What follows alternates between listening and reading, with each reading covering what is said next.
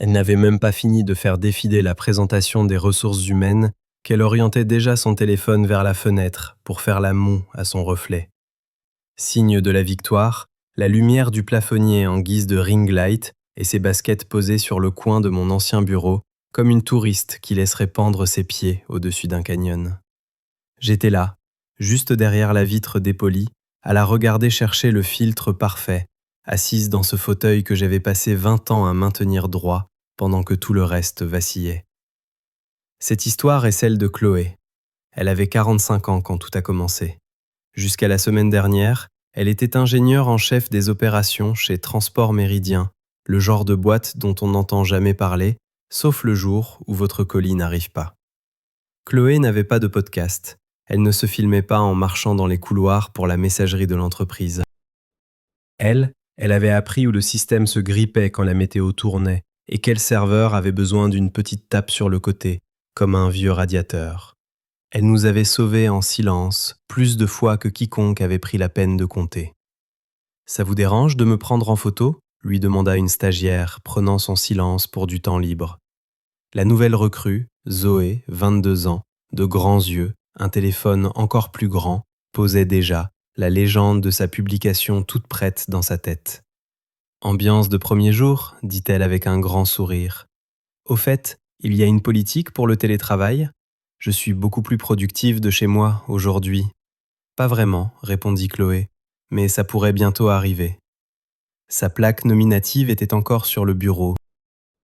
Son entretien avec Marc, le genre de directeur qui souligne des phrases dans des livres de développement personnel achetés à l'aéroport en appelant ça de la stratégie, avait eu lieu 2 jours plus tôt. L'objet du mail, point sur l'évolution de votre poste. Son bureau sentait un mélange d'écorce d'orange et d'assurance. Il lui avait souri, comme s'il venait de se souvenir que son anniversaire approchait. « Chloé, dit-il d'une voix douce, presque répétée, merci de prendre le temps. Je le fais toujours. » Il jeta un œil à son écran, comme pour lire un prompteur. « Nous modernisons notre infrastructure technique, commença-t-il en joignant les mains. Nous devons nous repositionner, apporter une énergie nouvelle, des gens qui reflètent notre avenir, pas seulement notre passé. » Ça y est, la chorégraphie était lancée. « Nous vous sommes incroyablement reconnaissants, continua-t-il, mais vous êtes plongés dans nos anciens systèmes depuis longtemps. Il n'est pas réaliste de s'attendre à une maîtrise totale des nouvelles plateformes. Il vaut mieux passer le relais à quelqu'un de plus jeune, compléta-t-elle. Il sia. De plus agile. J'ai réécrit tout notre protocole de secours pendant les tempêtes de cet hiver, lui rappela-t-elle. Depuis ma voiture, sur un parking, quand le chauffage du bureau est tombé en panne. Oui, dit-il doucement, comme pour consoler une enfant. Mais la culture change. Il fit glisser une enveloppe sur la table, une indemnité de départ, une proposition de lettre de recommandation. Non merci, dit-elle. Il attendit une réaction, de la colère, des larmes, une négociation. Elle boutonna sa veste, le remercia pour cette opportunité et lui souhaita bonne chance avec les nouveaux systèmes. Il parut presque déçu qu'elle ne lui facilite pas la tâche en se montrant émotive. Le premier jour de Zoé, Chloé lui tendit le badge d'accès encore accroché à sa ceinture, accompagné d'une liste de mots de passe, pas sur un post-it. Contrairement au cliché, elle n'était pas négligente. Elle caressa le creux qu'elle avait formé dans la coudoir à force de nuits blanches et de mains serrées. Personne ne leva la tête, personne ne la suivit jusqu'à l'ascenseur. Les portes mirent du temps à se fermer, comme si l'immeuble hésitait à la laisser partir. À la maison, le silence semblait anormal, comme un frigo qui aurait cessé de ronronner. Elle se prépara un café, lentement, et laissa la vapeur habiller la cuisine.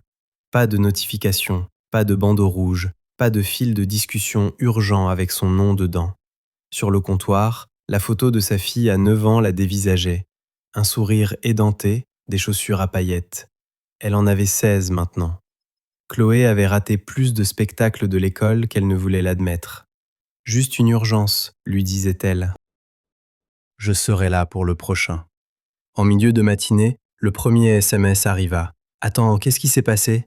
Puis un autre. « Zoé demande où est le lecteur partagé. » 1 heure plus tard, Marc a dit à l'équipe que c'était une décision mutuelle, que tu ne voulais plus évoluer.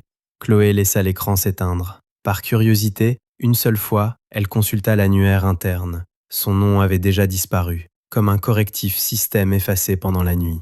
Elle prit un carnet et traça une ligne au milieu. À gauche, les noms des gens mis sur la touche ces 18 derniers mois. Des départs discrets, sans annonce, des réorganisations qui n'avaient jamais touché les directeurs. À droite, ce que ces gens avaient bâti. Des règles de facturation qu'aucun prestataire ne pourrait reproduire sans un an d'essais ratés. Le script de traitement nocturne que seuls 3 d'entre eux savaient lancer dans un ordre précis. Les relations avec les fournisseurs qui n'étaient dans aucun logiciel de gestion. La colonne de droite se remplit plus vite que celle de gauche. Elle ne planifia pas une vengeance. Elle planifia des cafés avec des gens qui se souvenaient de ce qui fonctionnait. Pascal, de la conformité, maintenant consultante à mi-temps pour s'occuper de son père. Amir, de l'assurance qualité, écarté après avoir refusé de valider un déploiement à moitié testé. Jenny, du réseau, qui maintenait la boîte debout avec 6 écrans et un chignon décoiffé. Ils allaient tous bien, et ils surveillaient tous Méridien comme on regarde un ex essayer de sortir avec son propre reflet. Dans l'après-midi, 2 fournisseurs la contactèrent, aimables, prudents. La manière dont on demande à un voisin ce que c'est que cette odeur sans accuser personne.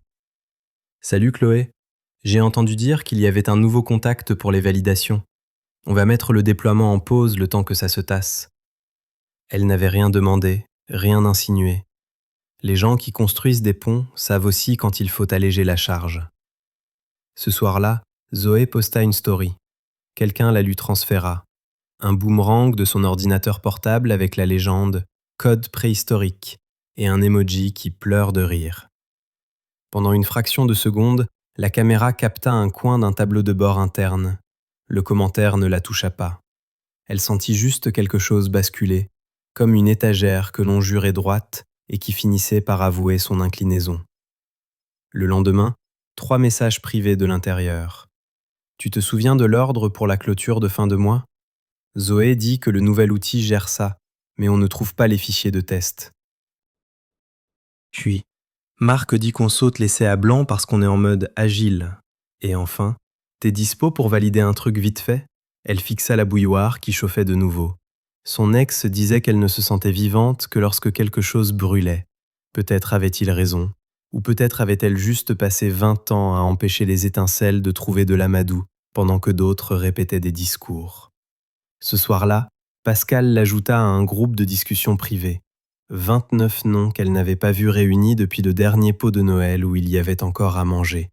Pas de coups de gueule, pas d'insultes, juste des horodatage, des liens vers des discussions, une mémoire partagée de l'endroit où les squelettes étaient enterrés et de ceux qui comptaient encore. Quelqu'un posta une checklist qu'elle avait écrite l'année où une inondation avait ravagé leur 2e étage. Elle tenait toujours la route. Pour la première fois depuis des mois, elle dormit profondément.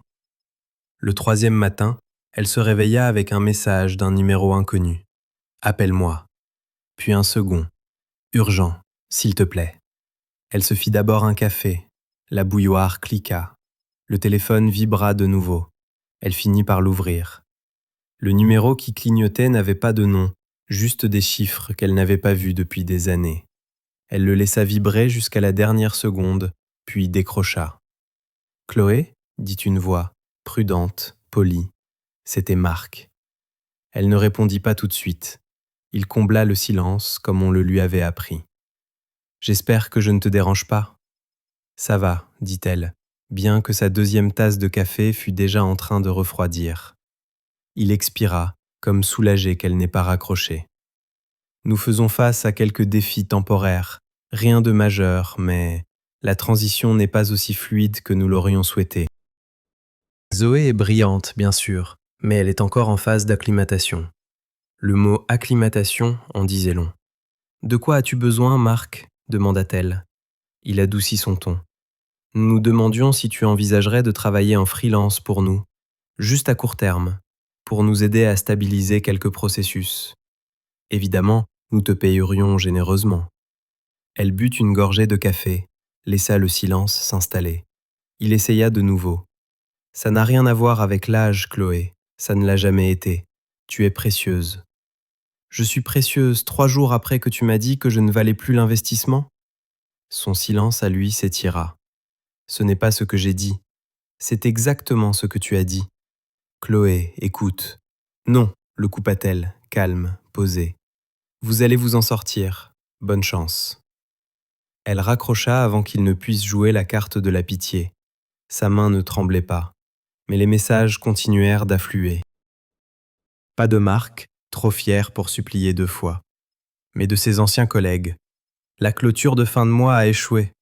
Zoé a essayé de la relancer, ça a planté la moitié des traitements par l'eau. Puis, s'il te plaît, ne poste rien là-dessus, on va réparer. Elle n'avait pas l'intention de poster quoi que ce soit. La vengeance sur les réseaux sociaux ne l'avait jamais intéressée. Mais les nouvelles circulent par des chemins plus discrets.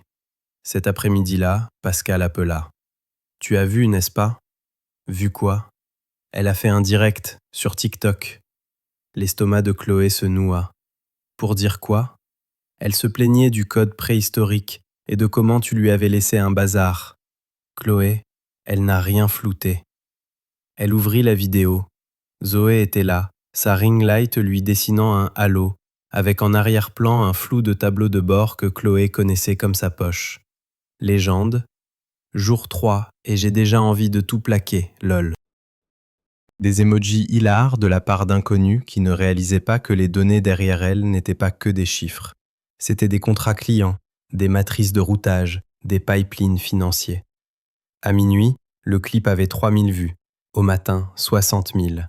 Dans les commentaires, quelqu'un reconnut l'interface. « Attends, c'est pas le panneau d'opération de Méridien, ça ?» Un autre enchaîna. « Elle vient de fuiter des systèmes internes, c'est pas drôle, c'est de la négligence. » L'algorithme fit le reste. Au déjeuner, elle retrouva Amir dans un petit resto près de la Nationale. Il avait l'air plus léger, comme si son départ lui avait rendu son oxygène. Il fit glisser son téléphone sur la table avant même de dire bonjour. « Il faut que tu vois ça. » C'était une capture d'écran de la messagerie interne de Méridien, un message de Marc. « Équipe, nous gérons un bref hockey d'infrastructure. Merci de votre patience. » « Un hockey ?» répéta Amir. « Tu sais à quoi ressemble un hockey ?» Ça, ce n'en est pas un. La moitié de leur clôture mensuelle est corrompue. Le fournisseur qu'on utilisait pour les audits de fret s'est retiré ce matin. Il paniquait. Et il la blâmait, bien sûr. « Qu'est-ce que tu vas faire ?» demanda-t-il. « Rien, dit-elle. Pas encore. » Mais dans sa tête, elle reconstruisait déjà ses colonnes. À gauche, des noms. À droite, ce qu'il maintenait debout. Ils avaient porté Méridien comme un échafaudage que personne ne prenait la peine d'entretenir. Retirez l'échafaudage et le bâtiment ne s'effondre pas tout de suite. Il oscille, se fissure, puis penche d'une manière que personne ne peut plus ignorer. Ce soir-là, Pascal ajouta un autre lien dans le groupe de discussion. Un PDF fuité d'une présentation stratégique interne. En tête, Culture d'avenir 2025. En dessous, réduire la friction héritée en accompagnant le départ du personnel senior. Privilégier les perspectives nouvelles à la stagnation institutionnelle. Zoé avait posté le lien sans réaliser qu'il était visible dans sa story. Chloé lut les lignes 2 fois. Friction héritée, stagnation institutionnelle. De jolies phrases pour les gens comme elle, comme Amir, comme Pascal. Ils n'étaient pas la friction, ils étaient les engrenages. Avant de se coucher, elle transféra le document à une ancienne connaissance, une journaliste. Objet, vous devriez vous demander pourquoi un plan de modernisation ressemble à un manuel de purge. Sans signature, pas besoin. Le lendemain matin, la nouvelle parut sur un blog spécialisé du secteur. Titre : Transport Méridien, des questions sur sa stratégie RH après une fuite sur TikTok. L'article ne la nommait pas, les fournisseurs chuchotaient, les clients posaient des questions discrètes. Dans le groupe, Pascal posta une capture d'écran des RH. Incident sur les réseaux sociaux en cours d'examen. Accès de l'employé suspendu. Le profil de Zoé devint privé. La vidéo disparut. Les commentaires, non. Un message d'une adresse de Méridien qu'elle ne reconnaissait pas atterrit dans sa boîte mail.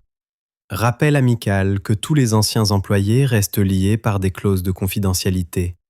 Ni bonjour, ni signature. Juste l'insinuation que c'était de sa faute. Elle archiva le message.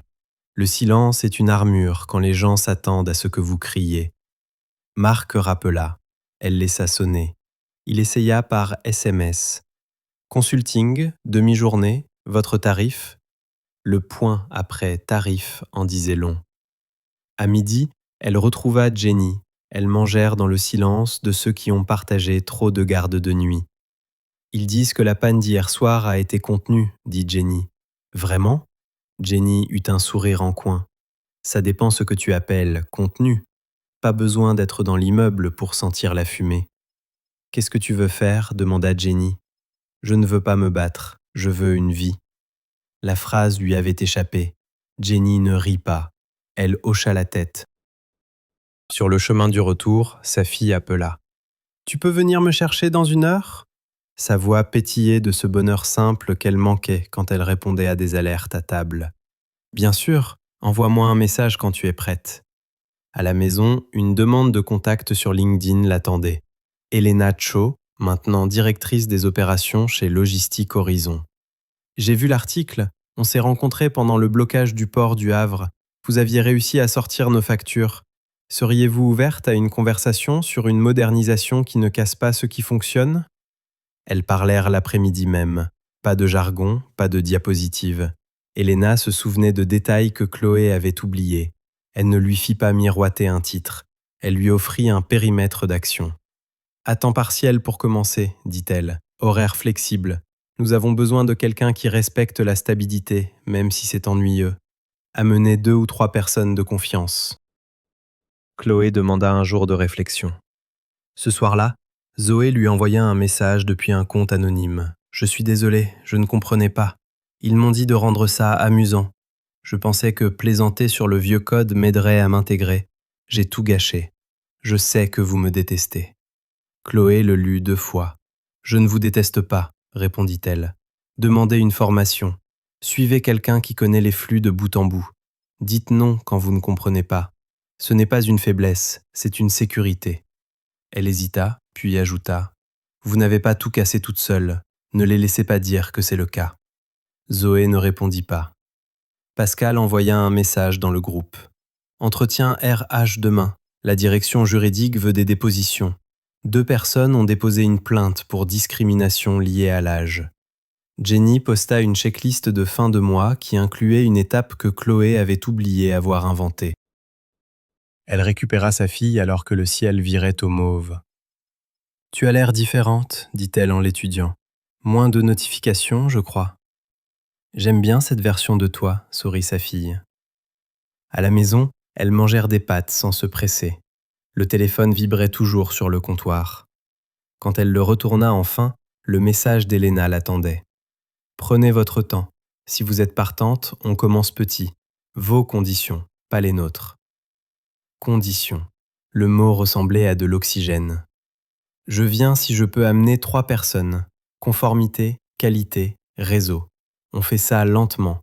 Pas de lancement spectacle, pas de caméra, juste du travail. » La réponse d'Elena fut presque immédiate. Marché conclu.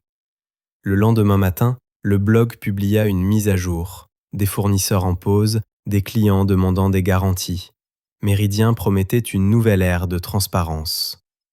Chloé ouvrit un nouveau carnet. Pas de colonne cette fois, une liste. En haut, elle écrivit les noms. Pascal, Amir, Jenny. Puis elle les souligna, comme une promesse. Son téléphone s'alluma. Numéro inconnu. « Chloé, dit Marc, la voix déjà tendue. La situation dégénère. On a besoin de toi au bureau, aujourd'hui. » Elle regarda sa liste, les 3 noms. La vie qu'elle commençait à esquisser dans les marges. « Non, dit-elle sans élever la voix. Je ne reviens pas. » Il commença à parler d'offres, de tarifs, d'urgence. Elle posa le téléphone sur le comptoir et le laissa finir son discours dans le vide. Un nouveau SMS d'Elena clignota. Salle de réunion réservée pour lundi. Pas de discours, juste un tableau blanc. Elle ajouta une dernière ligne dans son carnet. Construire ce qui dure.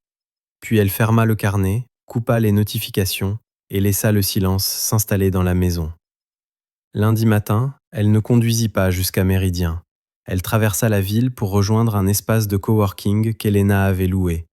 Pascal était déjà là. Amir arriva ensuite, puis Jenny avec un plateau de café. Elles s'assirent et ouvrirent leurs ordinateurs. C'était suffisant. Elena leur présenta le projet. Logistique Horizon avait besoin de fondation, d'une force tranquille. À midi, elles avaient déjà une ébauche de plan. Pendant ce temps, le groupe de discussion continuait de sonner. L'audit interne de Méridien était sorti. Zoé suspendue, en attente d'un licenciement pour rupture de confidentialité. Le bouc émissaire idéal, ricana Jenny. Classique, ajouta Amir. On blâme la stagiaire, on ignore la stratégie qui l'a embauchée sans formation. Ce soir-là, Chloé vit que le profil LinkedIn de Zoé avait été désactivé. Celui de la DRH aussi avait changé. Ancienne directrice chez Transport Méridien. L'annonce parlait poliment de nouvelles opportunités. Marc, lui, posta une note pleine de résilience et d'élan vers l'avenir. Au milieu de la semaine, leur système pilote chez Horizon tournait, solide. Un partenaire envoya un mail. L'intégration n'a jamais paru aussi stable. Qui est derrière ça ? Elena le lui transféra avec une simple phrase. Votre équipe fait bonne impression. Dans le même temps, les fissures chez Méridien s'élargissaient. Jeudi, on lui proposa d'intervenir dans une conférence sur le thème « Modernisation responsable des systèmes historiques ». Elle accepta. Sans diapositive, elle parla de ce qui arrive quand on confond stabilité et stagnation. Elle ne mentionna pas Méridien, pas besoin. Quand elle eut fini, les applaudissements furent constants, solides. Près de la sortie, elle croisa le regard de l'ancienne DRH. Elle la regarda une seconde, puis tourna les talons. Le vendredi, leur système surpassait celui qu'elle avait bâti chez Méridien. L'après-midi, un communiqué de presse annonçait que Méridien changeait de nom, de logo, de slogan. On ne rebouche pas la pourriture avec de la peinture. Ce soir-là, sa fille lui dit « Tu n'as plus l'air fatiguée ?»« Je me sens plus légère », répondit-elle. Plus tard, elle écrivit une phrase dans son carnet. « La pertinence, ce n'est pas ce qui se voit, c'est ce qui continue de tourner quand personne ne regarde. » Juste au moment où elle pensait que l'histoire s'était enfin calmée, son téléphone vibra. Numéro inconnu, un SMS. « Chloé, c'est urgent, nous devons parler de… » C'était le directeur juridique de Méridien. Puis Marc appela quand même, la voix tendue. « Nous risquons de perdre notre plus gros client. Le conseil d'administration est inquiet. Je peux t'obtenir le tarif que tu veux. » Quand il marqua une pause, elle dit « Vous n'avez pas besoin de moi. Vous avez besoin d'écouter les gens qui vous disent la vérité, même si elle n'est pas glamour. » Zoé n'a pas inventé votre culture d'entreprise, ajouta-t-elle. Elle n'a fait que l'apprendre à voix haute. Si tu changes d'avis, je ne changerai pas d'avis. Elle raccrocha. Zoé lui écrivit une dernière fois. Ils m'ont licencié. J'ai un entretien dans une boîte de taille moyenne où ils font de vraies formations. Tu penses que je devrais essayer ? Oui, répondit-elle. Pose des questions jusqu'à être agaçante. Si on te fait sentir bête de les poser, pars. Un jour plus tard, Zoé lui répondit qu'elle avait le poste. La semaine suivante, Méridien annonça un changement de direction. La photo de Marc disparut du site. Le jeudi, sa fille avait un récital. Elle laissa son téléphone dans son sac. Du fond de la salle, elle leva 2 doigts, leur petit signe secret. Sa fille la vit et ses épaules se détendirent. Quand elle salua à la fin, elle la chercha du regard en premier. Chloé applaudit jusqu'à en avoir mal aux mains. Ce soir-là, Elena transféra une note du directeur financier d'Horizon. « Quoi que vous fassiez, continuez. Premier audit sans anicroche en 2 ans. » Un ingénieur de Méridien lui écrivit « On aurait dû t'écouter. S'il y a une place dans ton équipe un jour. » Elle garda son mail, pas comme un trophée, comme un rappel. Le vendredi suivant, elle se tint devant leur tableau blanc et écrivit la seule règle qui comptait. Moderniser avec la mémoire. En dessous, elle ajouta 3 lignes. 1. Si tu ne le comprends pas, tu ne le déploies pas. 2. La stabilité ennuyeuse vaut mieux que la nouveauté fragile. 3. Demande de l'aide avant que le feu ne démarre. Une semaine plus tard, Elena fit glisser un contrat sur la table. Un titre si tu en veux un, ou pas. Continue juste à construire comme ça. Chloé demanda quelque chose de plus simple, des noms sur les rapports de modification, le crédit là où il est dû, des horaires raisonnables, la possibilité d'embaucher des gens à qui on a dit qu'ils n'étaient pas à leur place dans des bureaux qui confondent le bruit et le talent.